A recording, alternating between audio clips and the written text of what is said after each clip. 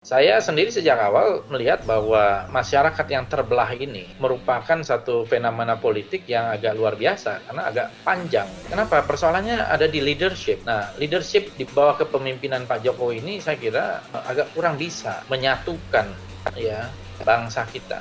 Saya sih termasuk yang berharap Pak Prabowo dan juga mungkin beberapa tokoh yang lain dalam kabinet itu bisa memberikan satu pencerahan lah kepada Pak Jokowi untuk memimpin bangsa supaya intervensinya pas. Tapi sejauh yang saya lihat sampai sekarang ya masih belepotan lah, masih berantakan gitu. Ini yang saya kira masih perlu terus harus dikritik. Ya kita memang ya nasib kita lah menerima pemimpin seperti ini dalam sebuah proses seperti ya inilah yang harus diterima oleh rakyat Indonesia. Bagaimana saya udah kritik terus seperti menjilat ludah sendiri ya. Kalau ada hal yang luar biasa, tapi saya tidak tertarik, tidak berminat, tidak bermimpi sedikit pun.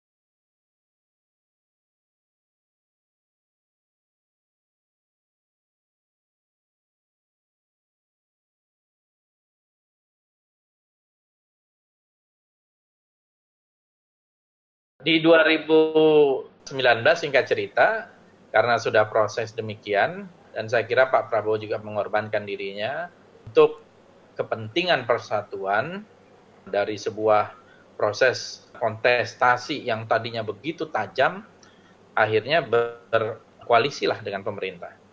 Nah, dan saya kira itu Pak Prabowo dalam posisi yang pas. Bahkan saya yang ikut mengusulkan Pak Prabowo itu menjadi Menhan. Saya kasih 8 alasan waktu itu. Saya punya idenya itu kebetulan waktu di Amerika. Saya ke Amerika diundang oleh DPR Amerika di dalam sebuah namanya House Leadership Forum. Nah, di sana beberapa hari bicara, ketemu dengan semua leader termasuk Nancy Pelosi, Kevin McBride dan sebagainya. Satu malam saya di situ lagi nyerutu ya, kita lagi nyerutu. Wah, kalau misalnya memang mau koalisi, Pak Prabowo sendiri yang harus menjadi Menhan. Saya ada ide itu. Jadi begitu saya pulang awal Agustus, saya sampaikan kepada Pak Prabowo. Pak Prabowo itu sudah menunjuk beberapa calon lah untuk menduduki atau menyarankan untuk menjadi menteri di luar dirinya Pak Prabowo sendiri. Saya bilang kepada Pak Prabowo, ya pilihan kita ke depan hanya dua, oposisi dan koalisi. Saya sendiri sebetulnya lebih bagus sebenarnya Gerindra itu mengambil posisi oposisi. Tetapi kalau misalnya mau koalisi, saya bilang ya Pak Prabowo sendiri yang harus berada sebagai bagian dari koalisi itu. Jadi jangan tanggung, tetapi sebagai Menteri Pertahanan, bukan menteri yang lain. Ya, saya ungkapkanlah ada 8 alasan itu kepada beliau. Yang paling penting apa alasannya kira-kira? Ya banyak lah. Kalau pertahanan kan Pak Prabowo ahlinya. Kemudian saya kira itu sangat strategis. Nanti triumvirat gitu ya? Ya itu salah satu alasan. Ya kan? Kalau terjadi apa-apa, kita nggak pernah tahu. Gitu. Kemudian ada beberapa alasan yang lain. Nah, beliau itu mengatakan ya setuju kita jajaki dan kemudian ada upaya lah untuk melakukan komunikasi politik. Nah, saya sendiri sejak awal melihat bahwa masyarakat yang terbelah ini merupakan satu fenomena politik yang agak luar biasa karena agak panjang gitu. Kenapa? Persoalannya ada di leadership. Nah, leadership di bawah kepemimpinan Pak Jokowi ini saya kira agak kurang bisa menyatukan ya bangsa kita. Kalau kita lihat pemimpin-pemimpin dunia itu kan mereka, kalau kita baca bukunya Abraham Lincoln, A Team of Rival, ya, A Team of Rival itu sebuah tim yang terdiri dari rival-rivalnya. Mereka yang sudah ada kompetisi di tingkat atas, capres-cawapres ini kan sebetulnya sudah masuk grand final. Boleh dibilang orang-orang yang sudah terseleksi. Belum tentu yang terbaik, tapi yang sudah terseleksi dari proses yang ada gitu ya. Nah, dulu Abraham Lincoln mengatakan ketika dia sudah berkali-kali gagal dan akhirnya dia menang, Abraham Lincoln mengatakan kepada Seward itu, lawannya dari Partai Demokrat, dan Abraham Lincoln dari Partai Republik, dia menawarkan untuk menjadi, kalau tidak salah, Secretary of State, gitu ya. Itu posisi yang sangat penting di dalam kabinet. Seward mengatakan, kamu tahu nggak, saya ini sebetulnya, kok kamu ngajak saya ini nggak suka sama kamu. Saya ini benci sama kamu, kira-kira begitulah percakapannya.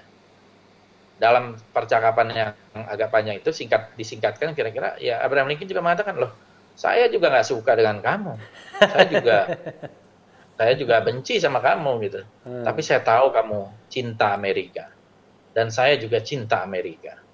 Dan kita sama-sama cinta Amerika, kita bisa membangun Amerika bersama-sama. Dan itulah yang terjadi. Abraham Lincoln itu saya kira salah satu pemerintahan yang terbaik di Amerika karena bisa menghapuskan termasuk perbudakan ya dalam amandemen ke-13 dan sebagainya.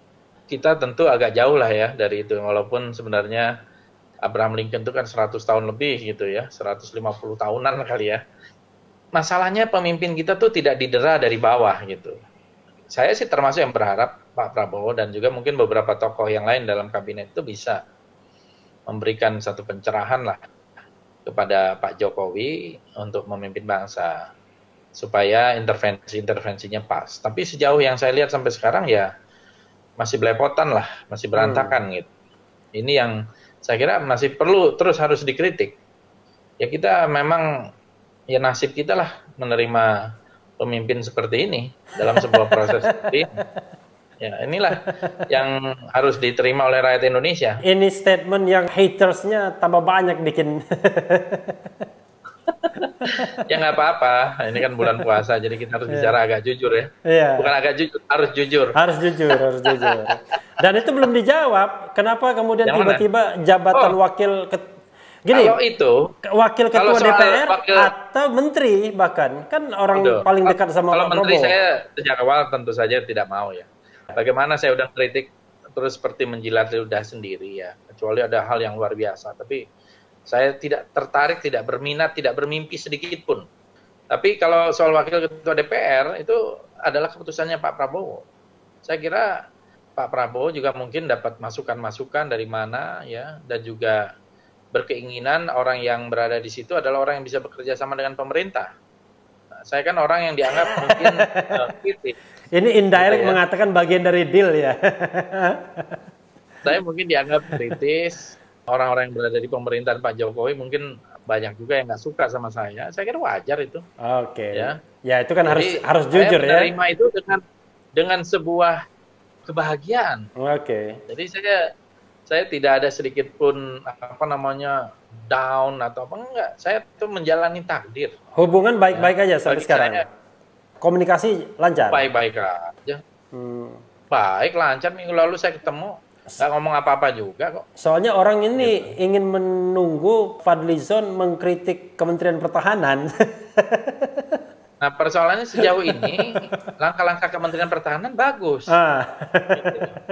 Ya kan?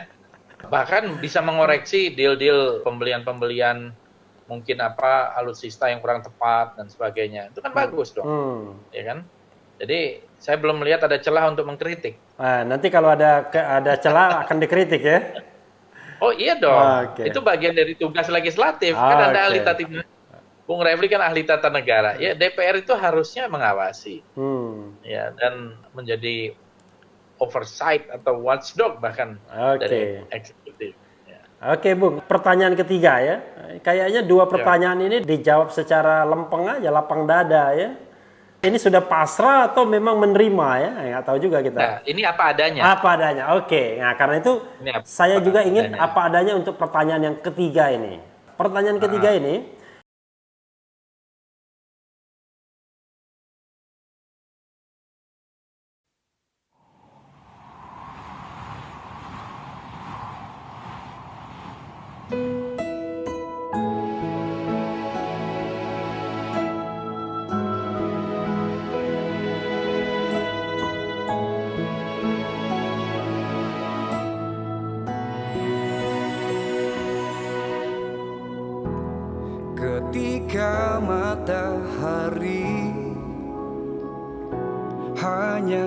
atas kepala panas melelehkan,